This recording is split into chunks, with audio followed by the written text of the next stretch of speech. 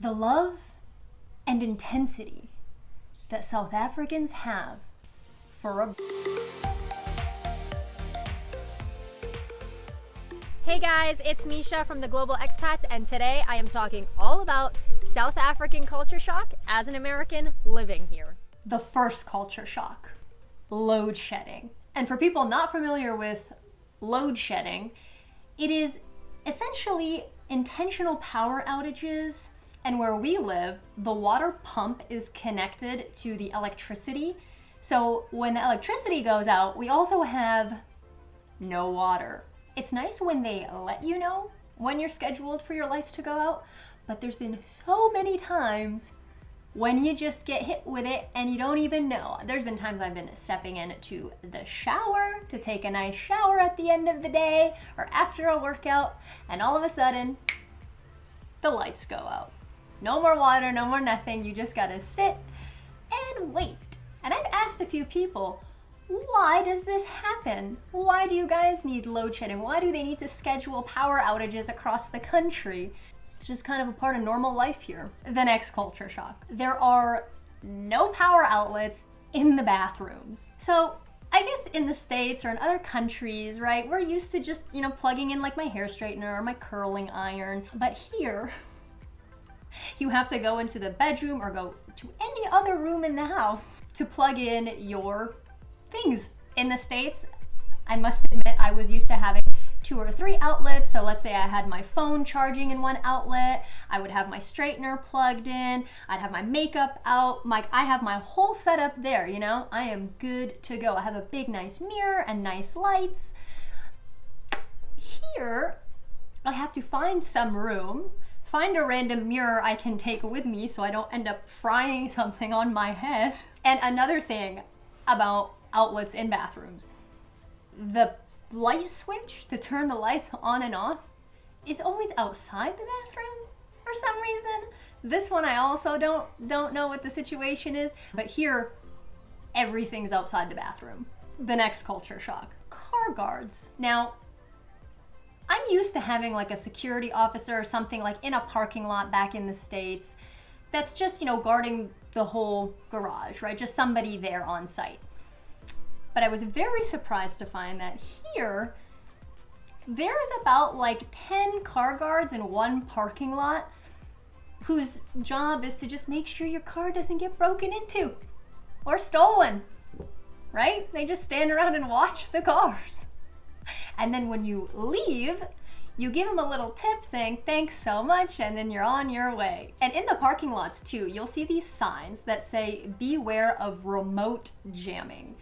And that's essentially when thieves try and use their remotes to block you from locking your car. So like you'll click your button thinking you've locked your car, but then they're pressing a button on their side watching you, and they stop your car from locking, and you think it's locked, but they jammed it, which is why it's called remote jamming, I realized.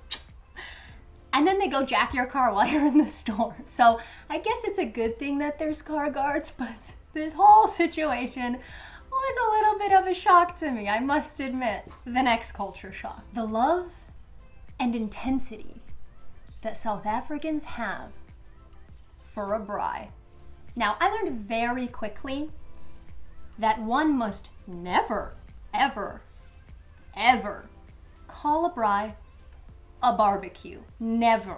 South Africans love their braais. Apparently, it's 1,000,000 times better than a barbecue. It's basically an open grill with lots and lots of delicious meat. And I don't think you will get chewed out faster for anything at all like calling a braai a barbecue. A lesson I learned really quickly. The next culture shock made me feel like I don't even speak English. The amount of slang and different words that are used here that are in English, but I cannot understand anything. Can't understand a word or like what's going on. They have so many different words for things that I call them something completely different. Like they call it a costume, which to me means Halloween, but here it means swimsuit. Robots are not robots like I thought. They are traffic lights. An oak is a guy. A cherry is a girl. Theater is not, in fact, Broadway theater or even a movie theater. It's surgery, which I'll admit makes surgery sound a lot more fun, but that one's pretty misleading and a lot less fun than seeing a movie. A jersey is not a sports jersey. It's a sweater. Dosing is sleeping. Joling is partying. And there's a whole range of words that make me feel like I don't speak English at all. To give you an example, a South African might say, I was at the Robot on the main road, and I saw this cherry driving a bucky wearing nothing but a costume with some oak in the front seat chowing on a stick of biltong. Let me translate. You were at the traffic light on the main road, and you saw some girl driving a truck wearing nothing but a swimsuit with some guy in the front seat eating some biltong. So before I wouldn't really be able to understand the conversations going around me, hanging out around the braai, but now I feel like I'm pretty much a pro at translating these kinds of sentences. The next culture shock. The rules of the road. So this was a big shock for me because not only do they drive on the opposite side of the car and the road than I'm used to, but all the cars are pretty much stick shift. And in America, everything's pretty much automatic. So never in my life have I driven a stick shift, nor on the opposite side of the car and the road. But Mateo did try to teach me. We made a pretty entertaining video on it. If you missed it, you can catch it here. I'm gonna give you a hint. I wasn't very good. So needless to say, I haven't driven in quite a while. And I realized here that when you're driving, it's actually more of a surprise to be on a street with no potholes. I mean, wow, if you're on a street with no potholes, like, where are you? There are so many potholes here, it is crazy.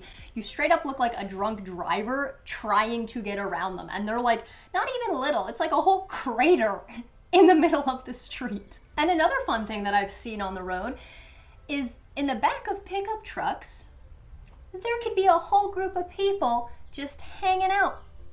Be it on a road or a highway going very fast. They'll be sitting, maybe drinking. Sometimes there's even a full-on couch in the bed of the truck. These guys are just sitting with their beers, hanging out, zooting down the highway. And I was like, oh, not to mention, you can have like bottles open in your car. You could have your friends drinking in the car while you're driving, and it's like totally fine. But in the States, if a cop pulls you over and there's even an open bottle of something in your car at all, like, you're screwed. The next culture shock. Not pumping your own gas. Or, as I should say, petrol. Also, side note, apparently it's not called gas here.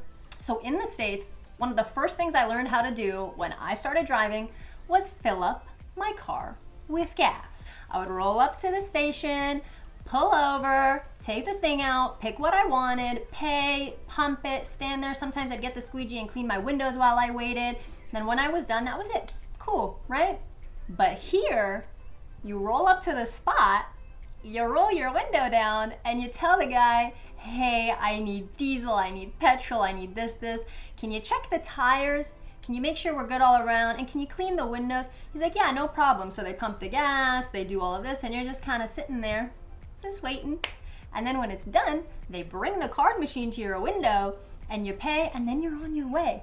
So this was a big one for me because I am definitely not used to having other people pump my gas and do, oh, that sounded bad. The next culture shock.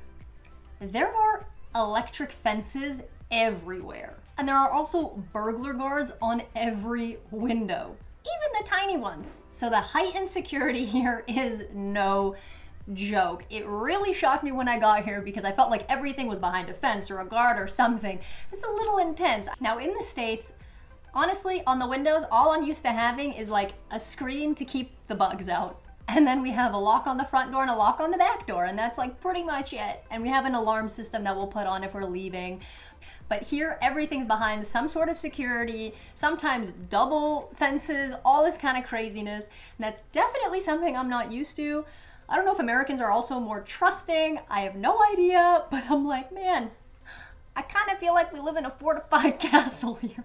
The next shock is all about food and booze. First of all, I thought bull tongue was the tongue of a bull.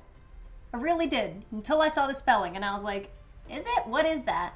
And then I had some and I was like, oh, no, that's not what it is. It's just dried meat. It's like, oh, and I'm gonna get slack for this one. It's not like beef jerky, but to anybody who knows what beef jerky is, that is the closest assimilation I can make for bull tongue. All the South Africans on here, I am very sorry that I made that comparison. Bull tongue is not beef jerky. It is way better. If you want to know why, we also made a video on that and you can catch it here. It is delicious, and yes, I was very happy to find out it was not the tongue of a bull, because then I would not have tried it. The next really shocking thing that I saw in a supermarket is walkie-talkies. Is chicken heads and chicken feet that they cook, but when I saw it in the bag, it honestly terrified me. So, haven't tried that one. Don't think I will. Now, when it comes to booze, something I found odd was that the bottle store is separate from the grocery store. So I'm used to going into a grocery store and like buying everything I need, like wine, spirits, food, like whatever, it's all there. But here it's outside, it's its own separate store. So I thought that was pretty interesting. And another thing is that they sell beers in quarts, which is basically the size of my head. And in the States, I'm very much used to having my food, the waiter bringing the check, you look at it, you put your card in there, and you give it to them. And then they take it to the back, they run it, they bring it back to you, you sign, and you are good to go.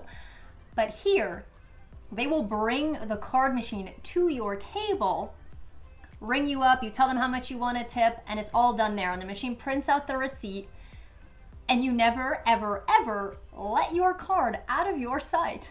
Maybe Americans are a little too trusting with this one, I realize, because now the thought of someone taking my card away and ringing it somewhere in the back kind of freaks me out a little bit.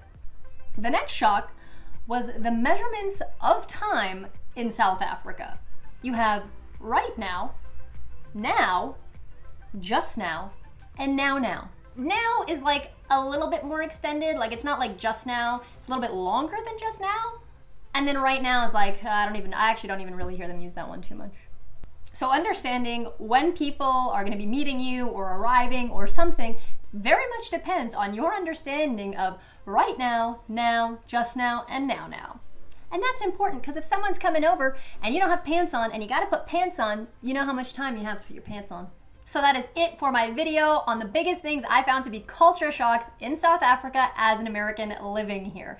If I forgot anything, drop me a comment below. And if you like this video, give it a thumbs up and consider subscribing. I'll see you guys in the next video.